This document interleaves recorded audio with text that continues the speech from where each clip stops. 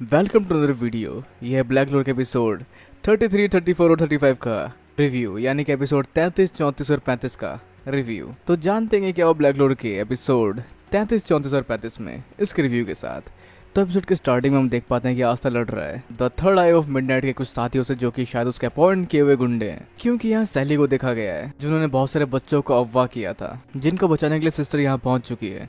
और गोचे यहाँ से पहले निकल चुका क्योंकि वो किसी और की परवाह बिल्कुल नहीं करता अपनी बहन के अलावा, जिसको लेकर वो यहाँ से निकल रहा है। तो इन्हें लड़ना कीचड़ के बने इस मॉन्स्टर से, जिसके अगेंस्ट आस्था की तलवार इतनी कारगर नहीं है, क्योंकि भले वो एंटी मैजिक क्यों ना हो, पर वो कीचड़ को नहीं काट सकते जो बार बार अपने आप को रीजनरेट कर सकता है। जहाँ उसका साथ वह बूढ़ी सिस्टर यानी कि चर्च की वो सिस्टर भी देती है, और उसके लिए अकेले बच्चों को यहाँ से बाहर निकालना और इससे लड़ना मुमकिन नहीं है। जहाँ गोचे अपनी बहन को लिए वहाँ से निकल तो रहा है, जहाँ उसकी बहन उसे रोकने की कोशिश कर रही है, लेकिन उसके लिए उसकी बहन से इम्पोर्टेंट कुछ भी नहीं है। जो शुरुआत से ही ऐसा है, जहाँ पे पहले उसके पेरेंट्स मारे जाते हैं, जहाँ वो अनाथ हो जाता है और अपनी बहन के लिए चोरी करता है, डकैती करता है, लोगों को लूटता है, लेकिन ये सब कुछ सिर्फ और सिर्फ अपनी बहन के लिए। जहाँ उसने ना तो दुनिया की परवाह की है और ना ही दुनिया ने उसकी परवाह की है। लेकिन इस सब के दौरान उसे मैजिक नेट्स पकड़ लेते हैं और उसे जेल जाना पड़ता है। और गलती से हम निकलते हैं फ्लैशबैक से बाहर, जब मारी उसको घुसा मारते हैं, क्योंकि उसका कहना ये है कि तुम्हें उन बच्चों को बचाना चाहिए। मुझे ऐसा भैया बिल्कुल पसंद नहीं है जो कि इतना मतलबी हो।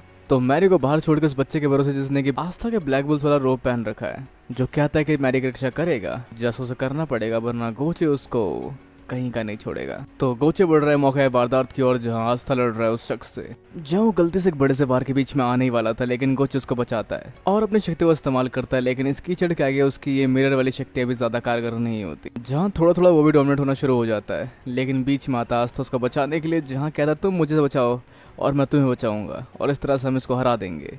तो गोचे का आस्था के ऊपर भरोसा होते ही उसकी तलवार में चमक आ जाती है और वो निकालता है डीमन ड्यूलर स्वॉर्ड, जिससे वो वार कर सकता है गोचे के वार को इसके ऊपर। लेकिन इससे उनके दुश्मनों पर ज्यादा फर्क नहीं पड़ता। पर गोचे ने जैसी भरोसा किया आस्था के ऊपर, उसके अंदर का एक और स्पेल खुल गया, जो कि उसने आज तक यूज नहीं कर पाया था, क्योंकि उसने कभी किसी भरोसा किया ही नहीं और हमेशा अपने बारे में ही सोचा था। लेकिन आज कुछ बदलते ही उसके पास आया एक नया स्पेल, जिसको तैयार करने के लिए कुछ समय मांगता है, और यहाँ पर उसको इस समय के लिए कवर करती है सिस्टर। तो उनका वार बस कवर का काम करता है, जो काफी इफेक्टिव नहीं होता। लेकिन गोचे की नई शक्तियां सामने आती है, जो अपनी दूसरी आंखों से वो यूज करता है मिराज ब्रिगेड का, जिससे कई सारे आस्था बन जाते हैं, और वो सारे ही डीमन डोलर की शक्तियों के साथ अपनी तलवार में चमक लिए वार कर देते हैं सैली के ऊपर, जिससे काफी ज्यादा असर होता है और उसके सारे कीचड़ से बना मॉन्स्टर ढह जाता है, और सैली भी हार जाती है आस्था के वार से। तो अल्टीमेटली जो रिजल्ट है, ये मड वाला मॉन्स्टर था इस सफेद बाल वाले लड़के का भाई, जिसको कि सैली के इस मैजिक स्पेल के द्वारा सोख लिया गया, और वो खुद इस मड मॉन्स्टर में ट्रांसफॉर्म हो गया, जिसकी शक्तियां मड मॉन्स्टर बनाने की थी, जो मारा गया है शायद इस सबसे, जिससे वो सफेद वाला लड़का थोड़ा नाराज है। लेकिन तभी एक बार होता है जो सीधा उसको लगती है, और दूसरा बार होता है जो गोचे को लगता है, जहाँ इसका माना कहीं ज्यादा है, जो फील कर पा रहे हैं सभी लोग, जो काफी ज्यादा है। और अगला बार आस्था की ओर होने जा रहा होता है, जिसको रोकती है ये सिस्टर, और सारे वार उनको लग जाते हैं। जो यहाँ सब पे वार कर रहा है क्योंकि उसके साथ ही जख्मी है, जिसका कारण ये सारे लोग ही है। और यहाँ इसके पास है 4 लीफ क्लोवर ग्रीमोर, जैसे कि यूनो के पास है, जिसको देख के आस्था काफी हैरान है। और अगला वार उसका लगता है आस्था को, जिसे वो डॉज तक नहीं कर पाता, और उसके आने वाले वारों का अंदाजा तो वो बिल्कुल नहीं लगा पाता। जहाँ उसका अगला वार आस्था को उसके पीछे से चोट पहुंचाने वाला होता है, लेकिन तभी वहां पहुंचता है कैप्टन यामी और बचा लेते हैं आस्था को। जो वार काफी हद तक जानलेवा हो सकता था आस्था के लिए। यहाँ जो सिस्टर जख्मी हो गई थी, उनको, गोचे को और सफेद बाल वाले लड़के को, तीनों को लेकर फ्रिंडल पहुंचता है उनके घर की ओर। और कैप्टन यामी कैप्टन होने के नाते यहाँ क्या कर रहे हैं, तो इस खतरे को देखते हुए उन्हें अपने किसी मैजिक नेट को यहाँ भेजना था, लेकिन सारे बेवड़ों की तरफ पड़े हुए थे। तो जहाँ पे वो पकड़ के लाए फ्रिंडल को अपनी सवारी के तौर पर, और यहाँ पर आ पहुंचे। और वैसे उन्होंने आस्था को छुट्टी दी थी आज की, लेकिन वो फिर भी काम कर रहा है। लेकिन आस्था यहाँ छुट्टी मनाने के लिए ही आया था, जहाँ मुसीबत उसका पीछा करते करते यहाँ भी आ पहुंची और वो दोबारा काम कर रहा है। तो अगर हम बात करें सिचुएशन की, तो सामने खड़ा बंदा है द आई ऑफ मिडनाइट सन का कैप्टन। जहाँ कैप्टन यामी को उम्मीद थी कि ये कोई बड़ा सा अट्टा कट्टा इंसान खाने वाला शख्स होगा, लेकिन वो ऐसा नहीं है। पर फ्रिंडल यहाँ भाप पा रहा है उसकी कमाल की शक्तियाँ, जो काफी ज्यादा है, और सिर्फ यहाँ से भागने की सोच रहा है। लेकिन कैप्टन यामी उससे वादा लेते हैं कि तुम वापस आना और तुम्हें मुझे दोबारा हाइड आउट में भी छोड़ना है। पर फ्रिंडल यहाँ से बच के निकलने की सोच रहा है, और वो निकल जाता है गोची और बाकी सबको यहाँ से लेकर। तो अगर हम बात करें लिस्ट के वारों की तो उसको काफी हद तक काउंटर कर पा रहे हैं और काफी आसानी से काउंटर कर पा रहे हैं कैप्टन यामी।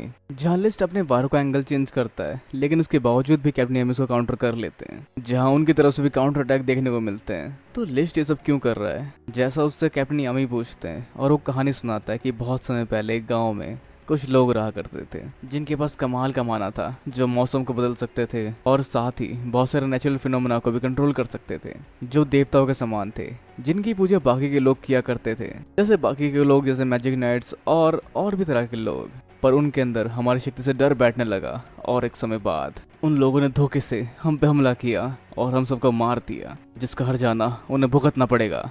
जिस सबको सुन के कैप्टन यामी अपनी कहानी सुनाने लगते हैं कि एक लड़का था जो अनजान जगह से अनजान जगह पहुंच गया। मतलब कैप्टन यामी मछली पकड़ने के लिए नाव पर निकलते हैं लेकिन तूफान उन्हें उनके देश से भटकाते हुए उन्हें एक अलग जगह छोड़ देती है, जहां वो किनारे में आ करते हैं इस नए देश के, जहां उनके अलग पहनावे की वजह से उन्हें कई सारे लोग चढ़ाते थे। लेकिन एक समय ऐसा है जब वो सब कुछ कहने लायक नहीं बचे कैप्टन यामी की शक्ति के आगे, जहाँ कहीं ना कहीं लिस्ट जो करने वाला है वो पहले वाले किए गए इंसानों की तरह ही हरकतें हैं, जहाँ कुछ भी अलग नहीं हो रहा, जिसके वजह से लिस्ट की कहानी से कनेक्ट नहीं हो पाते कैप्टन यामी। लेकिन लिस्ट को ये गवारा नहीं होता और अपने बारों की रफ्तार पहले से कई गुना बढ़ा देता है, जो लगने शुरू हो जाते कैप्टन यामी को। लेकिन जब उन्हें पता चलता है कि इसी ने फिंग क्लियन को मारा था तो वो अपनी रफ्तार बढ़ाकर और तेज से बढ़ते हैं उसकी तरफ, उसको काउंटर करने के लिए। और ये लड़ाई एक अलग एंगल ले लेते हैं जहाँ पे दोनों की शक्ति काफी तेज तरीके से टकराती है और दोनों एक दूसरे को काफी बराबरी से काउंटर कर पाते हैं। और हम देख पाते हैं कैप्टन यामी की और शक्ति, जिससे कि वो चोट पहुंचाने में कामयाब हो जाते हैं, मतलब एक स्क्रैच देने में कामयाब हो जाते हैं लिस्ट को। और वैसे लिस्ट यहाँ पर रिकवरी मैजिक का इस्तेमाल भी कर सकता है। तो जंग आगे कंटिन्यू होती है जहाँ पे कैप्टन यामी समझाते हैं आस्था को की के बारे में, जिसका इस्तेमाल करके वो भी शायद लड़ सकता है लिस्ट से। तो वो यूज़ करते की का, जहाँ पे शरीर की सारी ऊर्जा, मसल्स एनर्जी, बोलने की एनर्जी, आवाज़ सुनना, महसूस करना, सूंघना सब शामिल है, जिससे वो मिला जुला कर अंदाज़ा लगा सकते हैं अपने अपोनेंट के अगली वार का। तो यहाँ आस्था के पास किताब है शायद लिस्ट के किसी जान पहचान के इंसान की, जिसको लेने के लिए वो काफ़ी ज़्यादा उतावला है। तो वो अपने साथियों को बोलता है उसे वार करने के लिए और उसको हराने के लिए, जहाँ पर आस्था को बचाता है कैप्टन यामी। लेकिन अगला बार वो करता है जहाँ पे आस्था उसको सुन के प्रेडिक्ट कर लेता है, लेकिन ये सही नहीं था।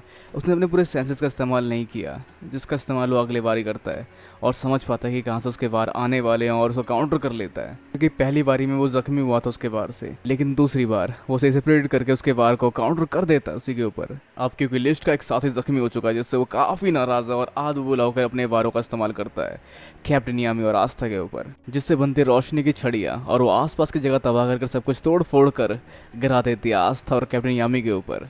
तो शायद कैप्टन यामी और आस्था का हो चुका है खल्लास। लेकिन ऐसा नहीं होता, क्योंकि वो दोनों सही सलामत बाहर निकल जाते हैं सारे ढेर से, जहाँ कैप्टन यामी पहले से भी ज़्यादा तैयार है लड़ने के लिए लिस्ट से। और लिस्ट भी सबको देखे काफ़ी एक्साइटेड है और वो भी शायद अपनी पूरी शक्ति का इस्तेमाल करने वाला है इस बार कैप्टन यामी के ऊपर। जहाँ हम देख पाते हैं कैप्टन यामी के काफ़ी सारे कमाल के मूव, जहाँ पे वो इन सारे वारों से बचाते हैं खुद को कवर करके एक शैडो की बॉल में। तो इन सारे कमाल के सीन के बाद एक एंड का सीन मिलता है जहाँ पे कि कैप्टन यामी लिस्ट के इस वार को काउंटर करके काट देते हैं और तभी लिस्ट यहाँ से पीछे की तरफ निकलता है कैप्टन यामी के उन पे वार करने के लिए। लेकिन इसका कोई भी फायदा नहीं होता। तो अगर हम बात करें मकसद के लिस्ट के, तो वो कहता है कि इस दुनिया में अमीर अमीर होता चला जा रहा है और गरीब गरीब होता चला जा रहा है, जहाँ पे अमीर गरीब को दबाता है और खुद को अच्छा महसूस करवाता है, जहाँ पर गरीब के पास खाने के लिए कुछ नहीं है लेकिन अमीर के पास इतना खाने के लिए कि वो फेंकता है जो नहीं खा पाता। पर जो लिस्ट का तरीका है उसको कैप्टन यामी क्रिटिसाइज करते हुए कहते हैं कि शायद तुम भी उन्हीं लोगों की तरह कर रहे हो जैसे कि अमीर और पावरफुल लोग गरीबों को दबाने के लिए करते हैं, तुम्हें कोई और उपाय शायद इस्तेमाल करना चाहिए था। और इसके साथ इनकी जंग आगे कंटिन्यू होती है, जहाँ पे काफी कमाल के सीन देखने को मिलते हैं, जहाँ पर कैप्टन यामी की स्पीड और लिस्ट का लगातार वार और कैप्टन यामी का उसका काउंटर और उनका वार लिस्ट पे और लिस्ट का उसका काउंटर। तो इन सब के बीच जो लिस्ट के साथ साथी आया था वो एक वार करता है कैप्टन यामी पे ताकि वो लिस्ट की मदद कर सके। लेकिन कैप्टन यामी के पास भी एक साथी है जो कि आस्था है और उसको उसका ठिकाना लगाना चाहिए था, जिसको समझाते हैं कैप्टन यामी उसको, और वो थोड़ा घबरा कर कोशिश करने के लिए मान जाता है और वो भी आस्था है वार करना शुरू करता है, जहाँ पे वो अलग अलग स्पेटल डायमेंशन बनाता है, जिससे वो अलग अलग तरीके से अपने वारों को छोड़ता है, जिसको भाप पाना काफ़ी मुश्किल होता है। लेकिन आस्था भी लगभग सबको भाप लेता है, लेकिन कुछ बाकी रह जाता है जिसको वो धीरे धीरे और अज्यूम करना शुरू करता है और समझ जाता है इसके वारों का पैटर्न और कहाँ से आने वाले अपने की के इस्तेमाल के थ्रू, और आगे किए गए सही वारों को वो काउंटर कर लेता है। पर इसको कैसा रहा जाए, क्या इसको सिर्फ काउंटर किया जा सकता है ये सब सोचते हुए आस्था अपना स्टाइल निकालता है और समझता है एक तरीका, जिसके बाद अपनी तलवार छोड़ देता है और इन सब वारों को डॉज करता हुआ और वहां से निकलकर तेजी से बढ़ता है उसके स्पेटल मैजिक से होते हुए उस शख्स की और उसको अपने मसल्स का जादू दिखाता है, जिससे वो काफी दूर गिरता है। जहाँ कैप्टन यामी उसको देख रहे होते हैं, जहाँ लिस्ट को लगता है कि यही मौका है इसको हराने का, लेकिन कैप्टन यामी अपने ब्लैक होल के इस्तेमाल से उसके लाइट मैजिक ऑब्जर्व करके उसको रोक लेते हैं और अपना वार करते हैं लिस्ट के ऊपर। पर जंग अभी बाकी है, जहाँ लिस्ट एक्नॉलेज करता है कैप्टन यामी की शक्तियों को, जो कि जूलियस के बाद शायद सेकेंडरी नंबर पे है।